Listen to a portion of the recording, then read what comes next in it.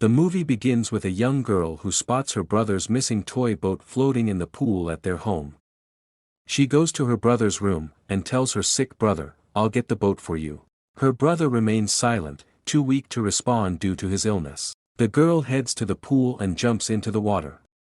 Suddenly, a mysterious force pulls her deep into the pool. Just as she is about to drown, she sees her mother standing outside the pool.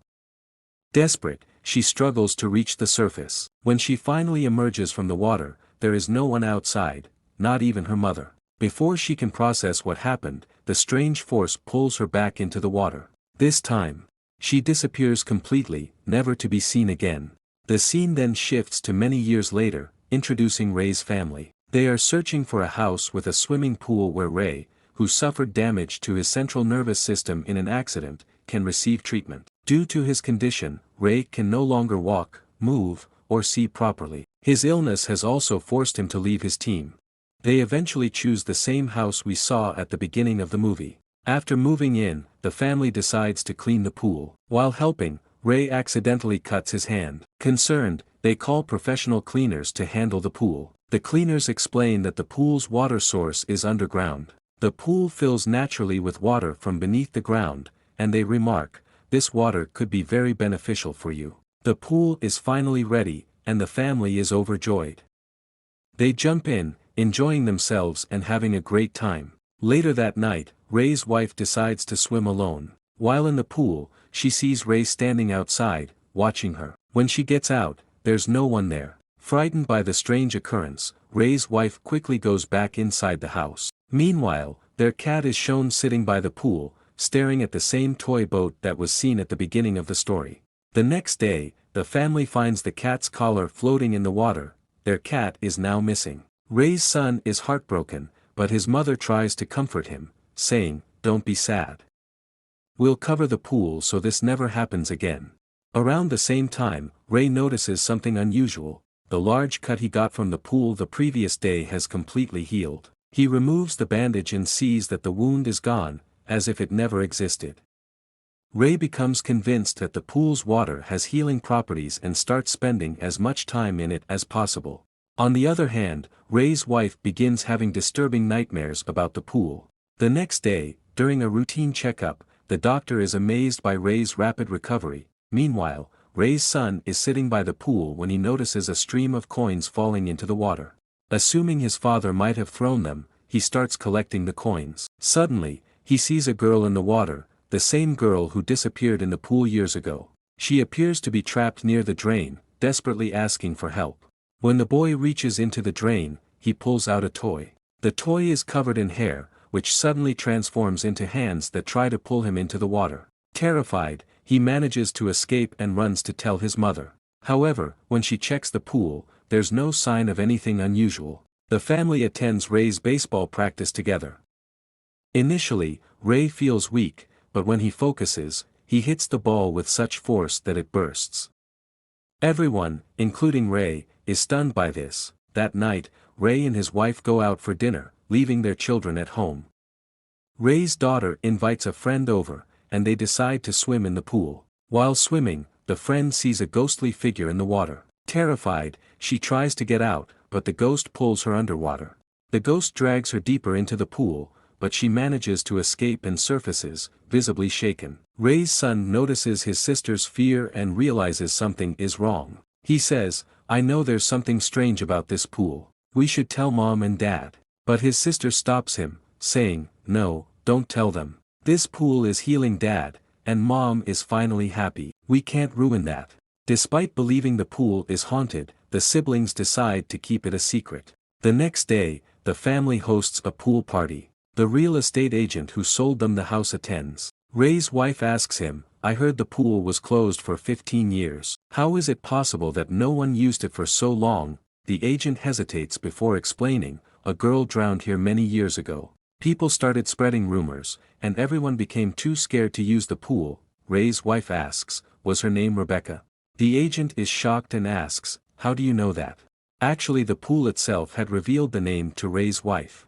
During the party, everyone enjoys themselves while Ray's son monitors the pool through a camera, determined to prevent anything bad from happening. Meanwhile, Ray is in the water with a child when he suddenly sees a black shadow in the pool. The shadow quickly enters his body, possessing him. Under its control, Ray begins to drag the child deeper into the water.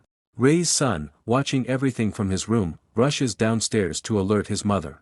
Together, they manage to save the child Ray was holding. However, the child Ray had dragged into the water was his coach's son, leaving the coach furious. The coach threatens to file a police report against Ray, but Ray's wife intervenes, explaining that Ray's actions must be due to his illness. She assures the coach that it won't happen again. Meanwhile, Ray's behavior becomes increasingly strange. Concerned, his wife locks him in a room and begins investigating the history of the pool. She discovers that people have been disappearing in the pool for centuries, a revelation that fills her with fear. Determined to uncover the truth, she drains the pool and visits Rebecca's mother.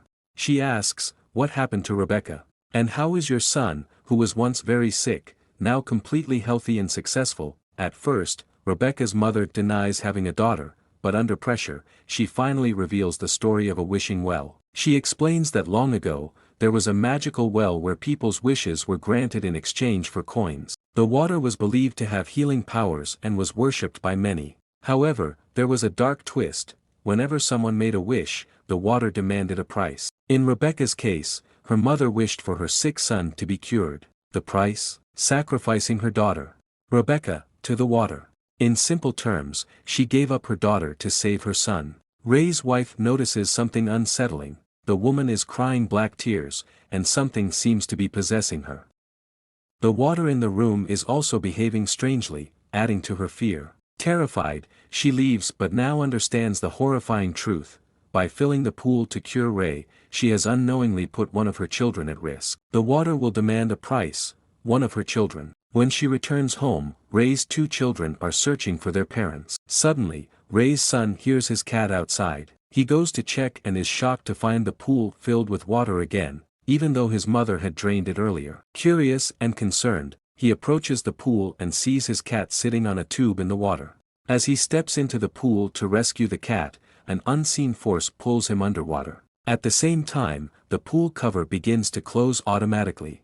Ray's daughter, witnessing this, rushes out to save her brother. Ray's wife also arrives and joins the effort to open the pool cover. She tells her daughter to call Ray for help, unaware that Ray is still possessed by the evil force controlling him. When the daughter approaches Ray, he attacks her, completely under the influence of the dark power. Desperate to save her son, Ray's wife grabs a pipe, places it in her mouth for air, and jumps into the pool. As she dives deeper, she encounters a terrifying sight: countless ghosts swirling in the water, trying to scare her. She struggles to find a way out but is disoriented. Suddenly, Rebecca's spirit appears and helps her by dropping a coin into the water. Guided by the coin, Ray's wife manages to pull her son out of the pool. However, when they reach the surface, her son is no longer breathing.